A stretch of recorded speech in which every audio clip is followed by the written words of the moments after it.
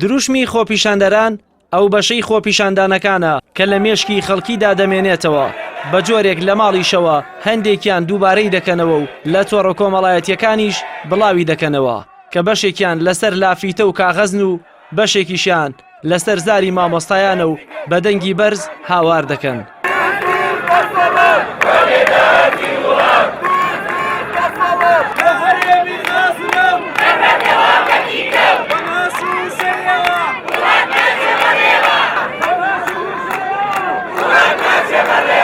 بەشێک لەو دروشمانە پێشتر لەلایەن مامۆستایانەوە لە ماڵەوە دەنووسرێنەوە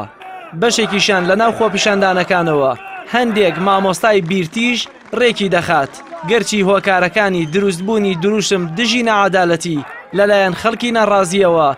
زۆر و ئاسان بووەتەوە.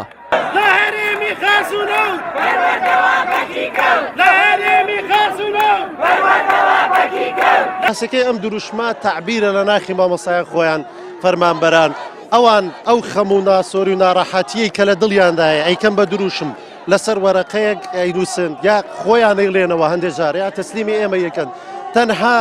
ناخی ڕووخا و ئازار و ناڕەحەتیانە کە هیچ کەسێک گوێ لێ ناگرێت. بڵندگۆی مەیدانی ناڕەزایی مامۆستایان لە خۆپیشاندانەکەی پێشوودا لەلایەن هێزەمنیەکانەوە دەستی بەسەردا گیرا بوو. هەر بۆیە بەشێک لە مامۆستایان لە ئەنجومەنی مامۆستایانی ناڕازی ناچار بوون بە دەنگی بەرز هاوار بکەن و هەر مامۆستایەکیش گۆشەیەکی مەیدانەکەی پڕدەنگ کردبوو. وەڵا ئەو دروشمانە دروشمی ناخی هەموو تاکێکی کووردە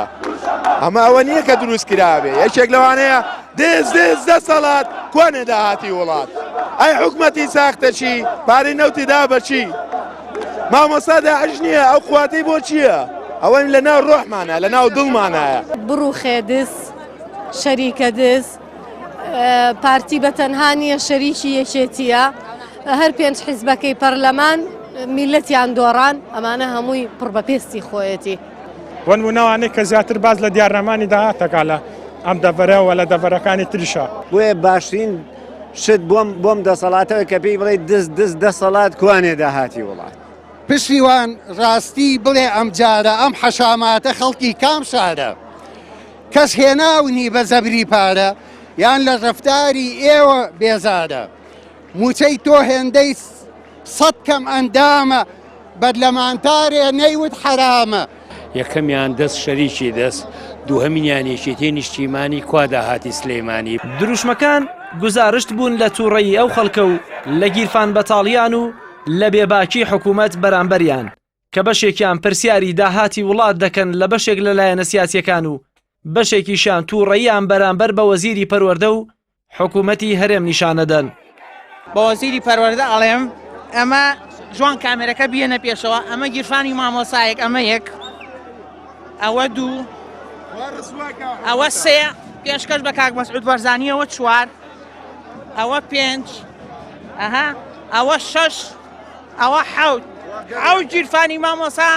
یەک دیناریتیانە بێ کورە سەری ئەو بەڕێوەبەرە دای لە بەردەکانی قەندیل و هەورامان کە ئەگەر من دەوامی بۆ بکەم.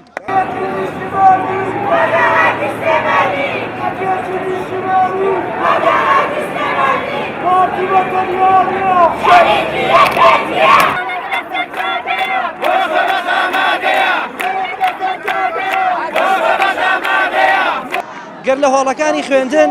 مامۆستایەک وشەی بۆ قوتابیەکانی وتی بێتەوە و قوتابیەکانیش بە دەنگی بەرز وتی بێتیانەوە وەریان گرت بێت ئەوە ئێستا لەسەر شەقامەکان مامۆستایەک دروشم بۆ هەموو مامۆستایەکان دەڵێرێتەوە و بە دەنگی بەرزیش ڕوو بە حکوومەت هاوار دەکا و حکوومەتیش هیچ وەری ناگرێت. جەلال محەممەد کەناڵی ئاسمانی پەیام سلێمانی.